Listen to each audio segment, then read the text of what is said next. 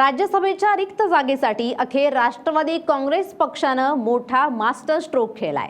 राजेंद्र जैन यांच्या नावाची अधिकृत घोषणा केली आहे।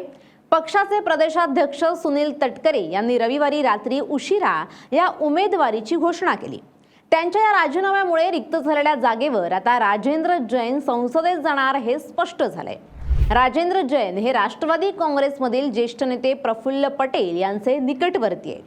या जागेसाठी राष्ट्रवादी काँग्रेसमध्ये अनेक बड्या नावांची चर्चा सुरू होती। ज्येष्ठ नेते छगन भुजबळ या जागेसाठी उत्सुक असल्याच्या चर्चा राजकीय वर्तुळात रंगल्या होत्या। रविवारी संध्याकाळी सुनेत्रा पवार यांच्या देवगिरी या शासकीय निवासस्थानी राष्ट्रवादीच्या कोअर कमिटीची एक महत्त्वाची बैठक पार पडली आणि या बैठकीत सर्व संभ्रम दूर करत पक्षाने राजेंद्र जैन यांच्या नावावर शिक्कामोर्तब केलं। राजेंद्र जैन हे पूर्व विदर्भातील विशेषतः गोंदिया जिल्ह्यातील एक ज्येष्ठ आणि वजनदार राजकारणी आहेत। राष्ट्रवादी काँग्रेस पक्षाचे विदर्भातील एक प्रमुख नेते म्हणून त्यांची ओळख सुद्धा आहे।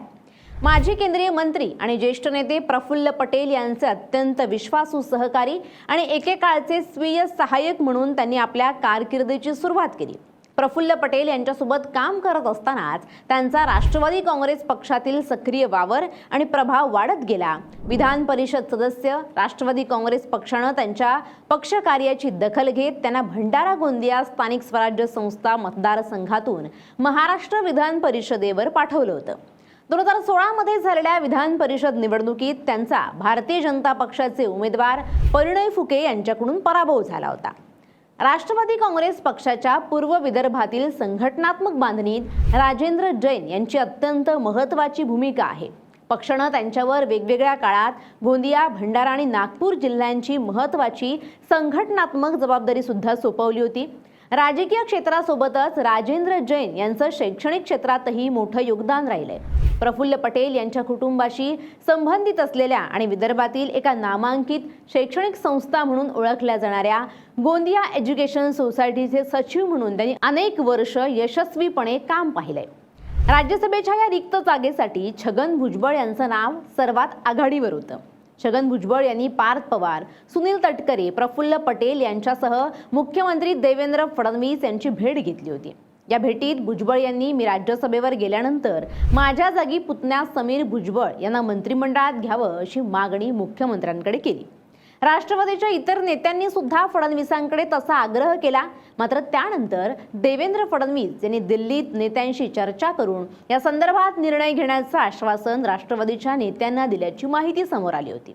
या सर्व प्रकारावर काल रात्री उशिरा फडणवीस यांच्याकडून समीर भुजबळ यांना मंत्री करण्यात येणार नसल्याची राष्ट्रवादी काँग्रेस पक्षाच्या नेत्यांना माहिती देण्यात आली।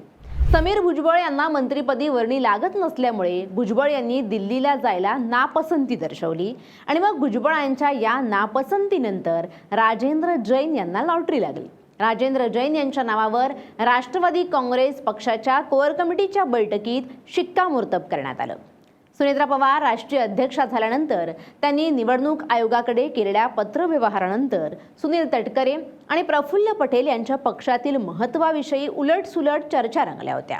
मात्र एकीकडे सुनील तटकरे यांच्या मुलाला विधान परिषदेची उमेदवारी आणि आता प्रफुल्ल पटेल यांचे कट्टर समर्थक राजेंद्र जैन यांना राज्यसभेची उमेदवारी देऊन या दोन्ही नेत्यांची नाराजी पक्षानं दूर केल्याची चर्चा आहे। आम्ही सर्व कोर गोष्टी त्या ठिकाणी साधक बाधक चर्चा केली आणि त्याच्यामध्ये राष्ट्रवादी काँग्रेस पक्षाचे आणि पर्यायाने महायुतीचे, कारण एका जागेसाठी ती निवडणूक होते म्हणून उमेदवार म्हणून राजेंद्र जैन हे आज पक्षाने त्या ठिकाणी अधिकृतरित्या उमेदवार ठरवलेले आहेत। विधान परिषदेमध्ये गोंदिया भंडारा स्थानिक स्वराज्य संस्थेतून त्यांनी 12 वर्ष प्रतिनिधित्व केलं। मध्यवर्ती बँक, फेडरेशन या सर्व संस्थांच्या मध्ये दीर्घकाळ राजेंद्र जैन यांनी काम त्या ठिकाणी केलेलं आहे आणि मग विदर्भामध्ये सुद्धा पक्षाला संधी देण्याचं बरेच दिवस मनात होतं। त्या दृष्टिकोनातून पक्षाने एकमताने निर्णय राजेंद्र जैन यांचा त्या ठिकाणी घेतलेला। प्रामुख्याने एक चर्चा मागच्या काही दिवसांपासून होती ती भुजबळ साहेबांची होती। त्यांच्या बाबतीत काय निर्णय झालेला आहे? एक असंही चर्चा होती की ते राज्यसभेवर जाण्यासाठी इच्छुक आहेत, राज्यामध्ये कॅबिनेट मंत्रीपद देखील मिळायला हवं। एक असं आहे की या संदर्भामध्ये आम्ही पक्षांतर्गत चर्चा केली। भुजबळ साहेब पक्षाचे 99चे संस्थापक राज्याचे अध्यक्ष आहेत दादानी निर्णय घेतल्याच्या नंतर त्या निर्णय प्रक्रियेमधलं महत्वाचं योगदान जर सामा मंडेंचं झालं त्याच्याही पेक्षा तेवढंच योगदान आदरणीय भुजबळ साहेबांचं झालेलं आहे. त्यामुळे त्यांचं ज्येष्ठत्व, त्यांचा अनुभव पक्षाला उद्याच्या दृष्टिकोनातून दिशादर्शक त्या ठिकाणी ठरणारा आहे. त्यामुळे त्यांच्या ज्येष्ठत्वाचा योग्य तो सन्मान होऊनच पुढच्या कालावधीमध्ये त्यांच्या मार्गदर्शनाखाली पक्षाची वाटचाल करत असताना त्या संदर्भातला निर्णय आम्ही एकमताने करणार आहोत. सर, किसका नाम आपने निश्चित किया है? क्या पैरामीटर्स हैं? राष्ट्रवादी कांग्रेस पार्टी की तरफ से हमारे नेता सुनेत्र बहनी पवार, जो हमारे राष्ट्रवादी कांग्रेस के राष्ट्रीय अध्यक्ष हैं, राज्य के उप मुख्यमंत्री हैं, उनकी जगह रिक्त हो गई है.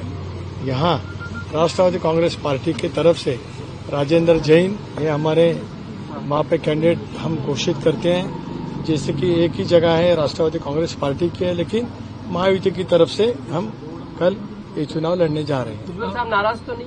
बिल्कुल हमारे साथ में जब हैं. भुजबल साहब तो ऐसे नेता हैं कि जो उनके जो मन में है वो उनके चेहरे पे भी रहता है और बोलने के लिए कभी रुकते नहीं. जब मेरे साथ में यहाँ पे बाजू में है, इसका मतलब राष्ट्रवादी कांग्रेस पार्टी एक संग काम करते हैं. धन्यवाद.